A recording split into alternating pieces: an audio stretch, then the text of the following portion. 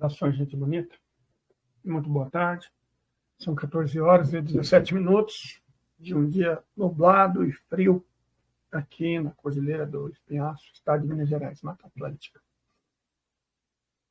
Sejam todos bem-vindos. Vamos ter uma conversa breve sobre o que está acontecendo. É um claro ato de chantagem, né? Um claro ato de chantagem contra o Brasil, do povo brasileiro, das instituições brasileiras. Quem nos está chantageando é os Estados Unidos, né? São os Estados Unidos, Donald Trump. E vamos ter alguma clareza quanto ao que está acontecendo? Acho que não nos custa, né? Que é o seguinte, pessoas, não é pelo Bolsonaro. O Trump não gosta do Bolsonaro. Quando o Bolsonaro foi lá ridicularmente disse I love you, sendo presidente do Brasil na ocasião, o Bolsonaro praticamente virou a cara. Não é pelo Bolsonaro. Embora o Tiny Banana tenha dado a justificativa, né? Tenha dado a oportunidade que o Trump tanto desejava. O que está acontecendo é por causa dos BRICS. O desespero do Trump não é para defender o Bolsonaro. Definitivamente não é. O que acontece é que o Trump está desesperado com a reunião dos BRICS. Nós dissemos que ela foi extraordinária, e é verdade isso. E a evidência definitiva é o quanto os Estados Unidos sentiram, né? O quanto o Trump sentiu. Porque houve avanços muito grandes na desdolarização. Houve avanços enormes na institucionalização. Nos BRICS, nos bancos dos BRICS, no comércio internacional sem usar o dólar. Porque a chantagem é contra o Brasil, mas o recado é para o mundo inteiro. O recado é: ou vocês usam o dólar, ou vamos fazer com vocês o que estamos fazendo com o Brasil. Por isso, a reação do Brasil importa demais, do ponto de vista internacional. Por esse motivo. Porque se o Brasil ceder, se o Brasil ajoelhar... O Trump é um valentão, né? Ele segue a lógica de um abusador. Se o Brasil ajoelhar, ele vai querer colocar todos os outros países de joelho. Essa que é a questão. O Brasil ajoelhou, então qualquer país abaixo da 8ª economia do mundo vai ter que ajoelhar também. É óbvio que o interesse dele é esse. Querer obrigar o mundo a continuar usando o dólar. E se ele faz tanta questão assim de que o mundo use o dólar, isso demonstra de maneira cabal, a importância do dólar para a existência dos Estados Unidos, do Ocidente, do capitalismo inteiro. Porque quando o dólar era lastreado, o dólar representava uma certa quantia de ouro. Então, o valor do dólar é tangível. Mas o que determina o valor do dólar hoje? É uma moeda fiduciária por excelência.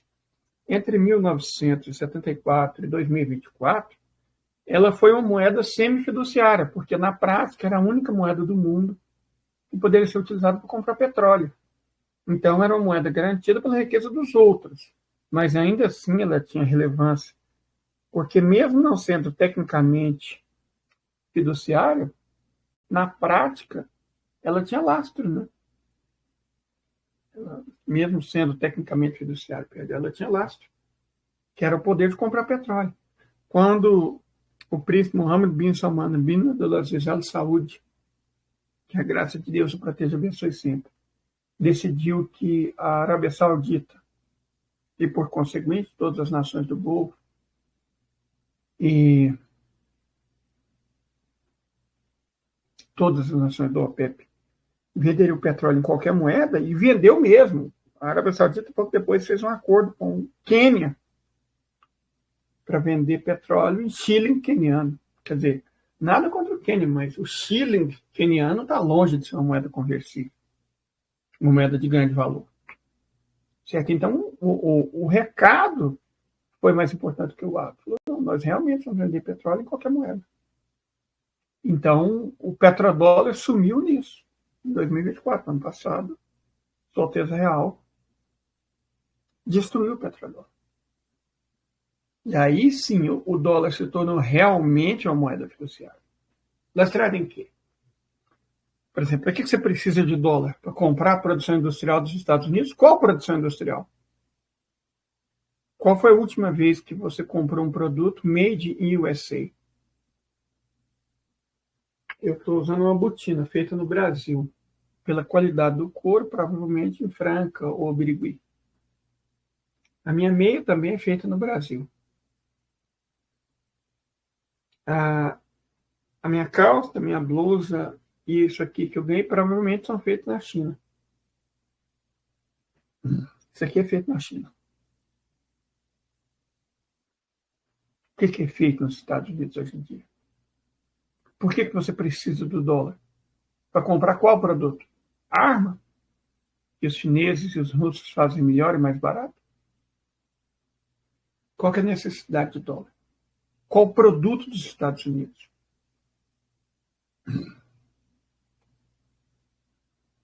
A indústria farmacêutica, talvez, ou a indústria cultural, com certeza, né? Você comprar campeonato NBA, comprar campeonato de futebol americano, você ouvir Taylor Swift, para você assistir Netflix, para assistir filmes sobre dragão, filmes sobre super-heróis,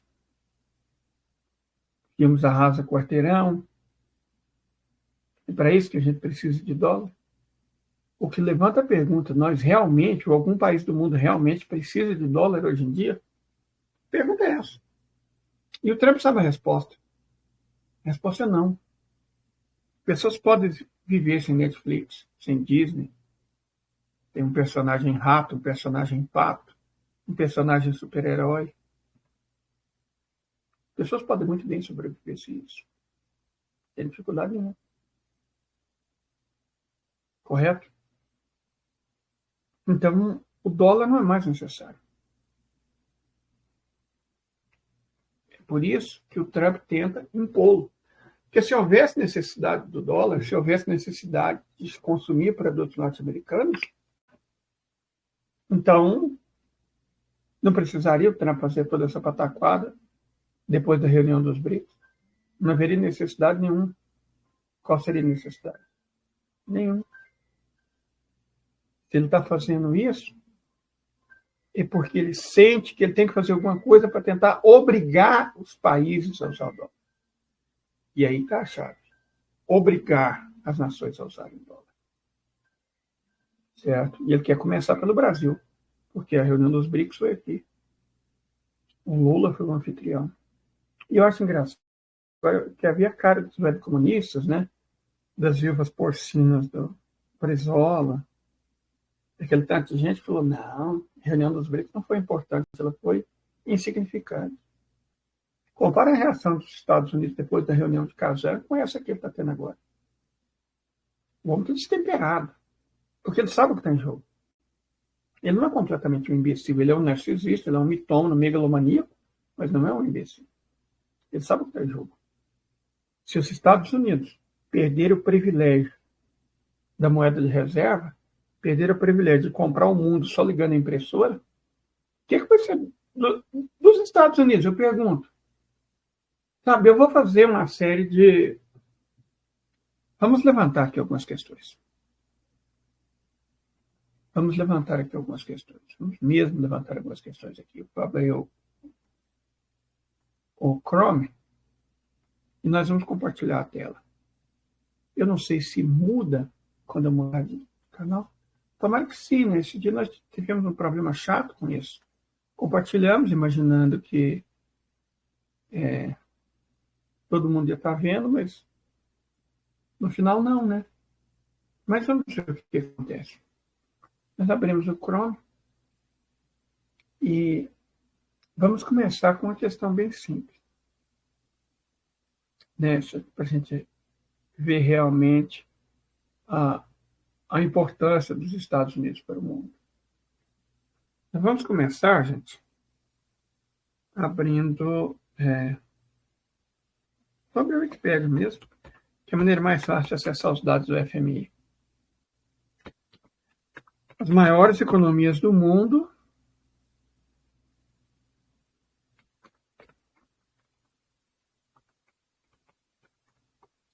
largest world economy by PIB por paridade do poder de compra. Essa é a lista das maiores economias do mundo. A fonte é o FMI, tá, gente?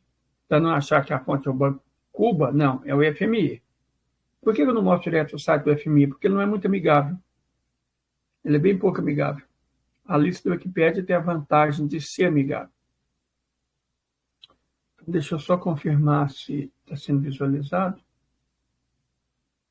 Está sendo visualizado. E aí vamos ver o que a gente descobre nessa lista.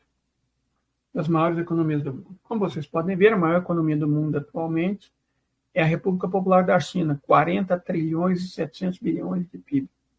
Os Estados Unidos ficam mais de 10 trilhões atrás, certo? Com 30 trilhões e meio de dólares.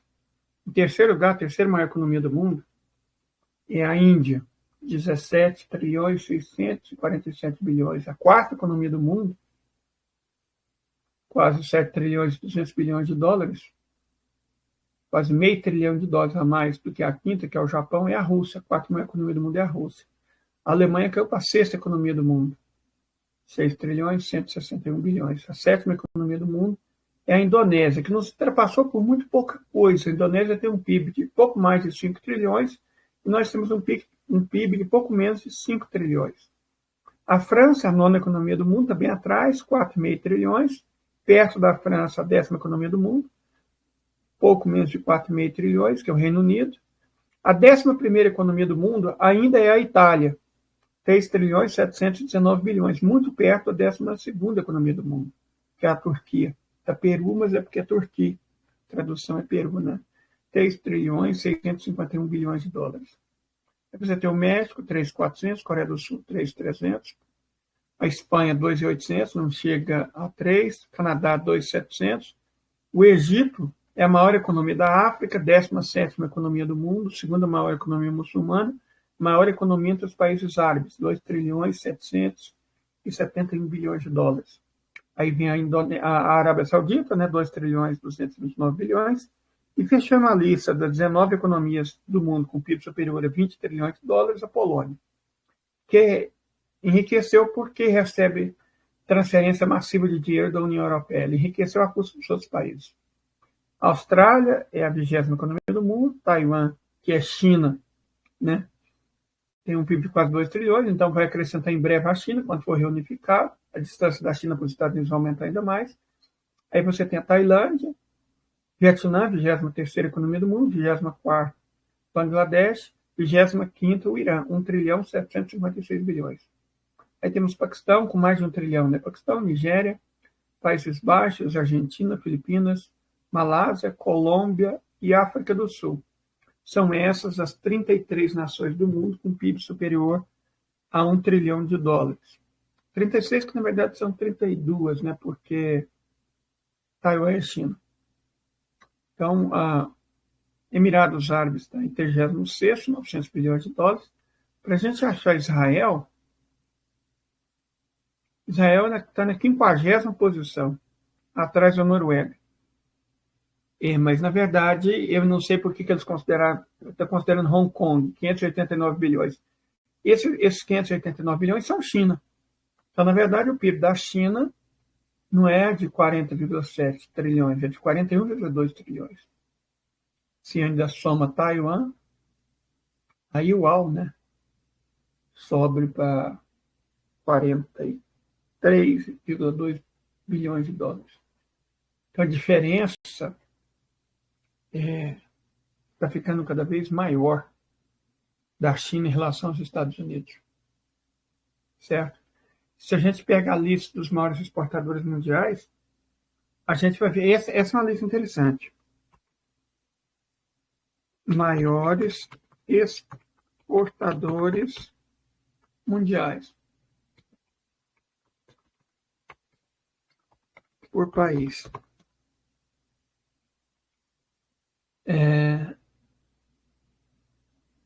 Lá.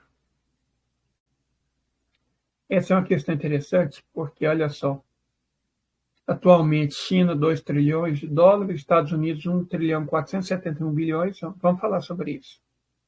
Alemanha, eu não sei porquê, olha só, Estados Unidos está com 1 trilhão 471, por que está em segundo e a Alemanha, que tem 1 trilhão 632, está em terceiro?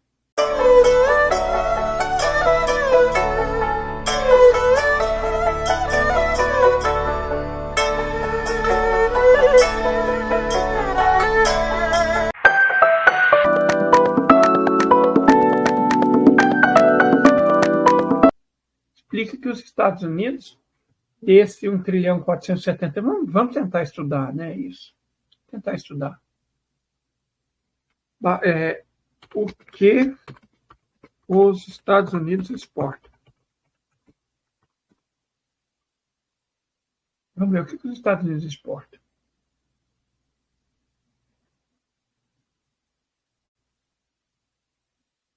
Cara, tá. Tem um candidato aqui que não faz sentido. Né? Os Estados Unidos exporta petróleo, gás, automóveis só 3%, sangue, 2,5%. Cara, sangue é o primeiro, segundo, terceiro, quarto item da pauta de exportação dos Estados Unidos. Os Estados Unidos exportam sangue. Né? Uau, que loucura. Lá, que os Estados Unidos importam 2 trilhões 567 bilhões, isso em 2019, agora está em 3 trilhões 172 bilhões. E as exportações caíram, estão 2 trilhões e 20, isso em 2023, né? 2 trilhões e 19 bilhões de dólares. Então, o dado é diferente daquele que a gente viu agora mesmo. Por que é diferente? Porque aqui está falando que os Estados Unidos exportam essencialmente o quê? Né? Petróleo, gases, automóveis, sangue, mas na verdade o que eles exportam é leis. Os Estados Unidos exportam leis. Né? É aquilo que se chama de serviços. Certo? É aquilo que se chama de serviços. Os Estados Unidos exportam serviços. Exportam leis, royalties. Aqui, ó, tá aqui, ó. Serviço de troca, é aqui que está explicado. 914 bilhões de dólares, o que os Estados Unidos exportavam em 2023, né? Então, hoje é 1 trilhão mesmo. 1 trilhão do que os Estados Unidos exportam em produtos reais e 1 trilhão em invencionices. O que os Estados Unidos exportam em matéria de serviço? Outros serviços para a empresa, serviços financeiros, viagens, royalties, taxa de licenciamento, 14%, transporte, serviço de informática, de informação. Então, os Estados Unidos exportam leis, serviços. E aí eu pergunto, se o Trump confirmar essa loucura dele, o Lula, até pela lei internacional e também por princípio, vai ter que retaliar. Acho que não é uma questão da gente impor tarifa a esmo, de modo a prejudicar o Brasil, não. Coloca a tarifa onde mais dói para eles, onde os ricos dos Estados Unidos mais vão sentir. Royalty, taxa de licenciamento. Certo? E royalty, taxa de licenciamento. E serviços pessoais culturais relativos, que é cinema, música, né? Eu acho que nisso, quebrar patente, né? Quebrar patente, isso aqui é outro serviço para a empresa, patente, royalty, quebrar patente, quebrar royalty e partir para cima de produtos culturais dos Estados Unidos. Eu acho que esse é que é o caminho. É isso que o Brasil deveria fazer. Certo? A gente focar a nossa retaliação e onde os Estados Unidos vão sentir mais, onde os ricos dos Estados Unidos vão sentir mais e onde o povo dos Estados Unidos vai perder mais empregos. Eu acho que essa é a melhor maneira da gente retaliar os Estados Unidos da América. Não é agir com calma, reflexão, não pode deixar sem resposta, inclusive pode ser legal, não pode deixar sem resposta, mas responder de maneira que doa e doa muito. e doa no lombo de quem importa doer. Eu acho que isso é o melhor que a gente pode fazer, né? Porque não tem como simplesmente fingir que não está acontecendo nada. Não, está tudo certo. Não está tudo certo.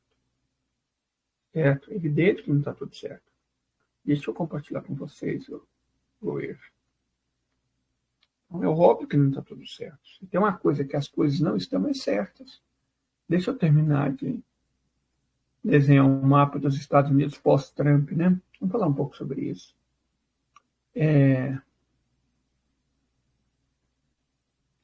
O ponto aqui, gente, honestamente falando, é o seguinte. O Trump não está desesperado só com o fato de que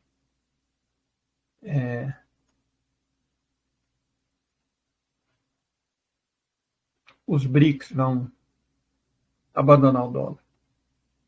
E com isso os Estados Unidos vão se lascar. Não, mas que a questão é mais profunda. O que acontece é o seguinte. A partir do momento que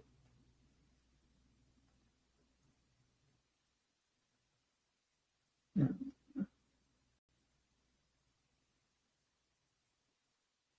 partir do momento em que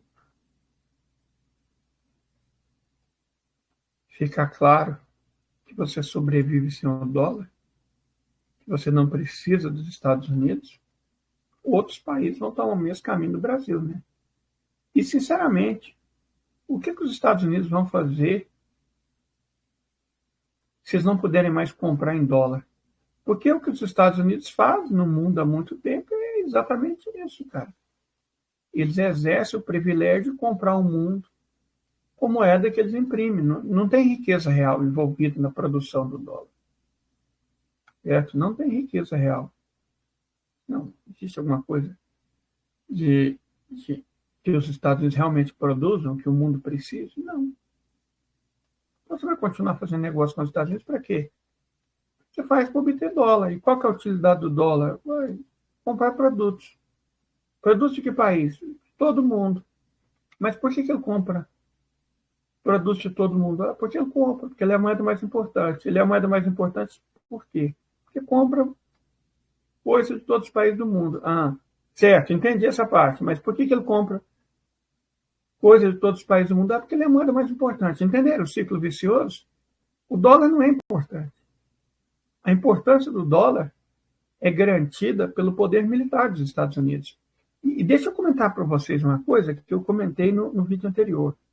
Não no anterior, que eu estava muito pistola. No que eu estava tranquilo ainda.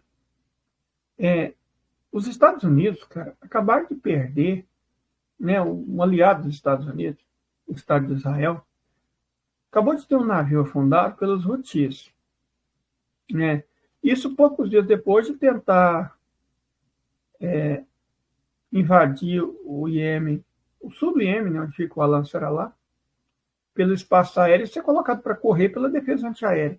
Mas vamos lembrar o que é o Iêmen? O Iêmen é a segunda nação mais pobre desse planeta. Só o Sudão do Sul é mais pobre que o Iêmen. Só o Sudão do Sul, a única nação nesse mundo, nesse planeta, mais pobre que o Iêmen é o Sudão do Sul. E, mesmo assim, os Estados Unidos conseguiram a proeza de perder para o Iêmen. Israel conseguiu a proeza de não conseguir bombardear o Iêmen. Agora, um país que não ganha do Iêmen, sinceramente, é para ser temido por quem?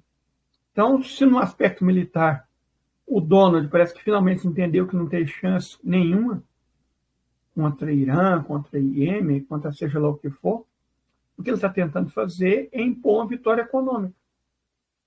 Certo? Aí, certo, ele pensa, bom, eu não consigo vencer na guerra, mas eu posso usar o dólar como arma e derrotar o Brasil para servir de exemplo para os outros. Mas eu acho que essa é uma questão que o próprio Trump não está entendendo. É exatamente por usar o dólar como arma que os Estados Unidos estão no buraco em que estão no chiqueiro que eles fizeram. Por quê? Porque ao usar o dólar como arma, ele incentiva cada vez mais países a não usar o dólar. Essa é a verdade. Ele afasta as nações do dólar. Ele não aproxima as nações do dólar. Ele as afasta. Porque você vai se perguntar, cara, eu vou usar o dólar na hora que os Estados Unidos se né? Na hora que os Estados Unidos cansarem de mim, eles vão usar isso contra mim, cara. Certo? Essa que é a verdade. Por isso que os países não estão mais usando o dólar, ou estão usando o dólar cada vez menos. Porque exatamente o dólar é uma arma. Por que você vai usar uma arma contra você mesmo? Qual que é a lógica de você usar uma arma contra você mesmo? Certo? Não faz sentido. De verdade, não faz sentido. Não faz o menor sentido. Se usar uma arma que vai te prejudicar, certo? Que vai ser usada contra você mesmo. E essa é a questão. Certo? É sobre isso. Vai usar o dólar para quê, cara? Para se lascar mais tarde? É melhor não usar. Agora, se você não usa o dólar não vale nada.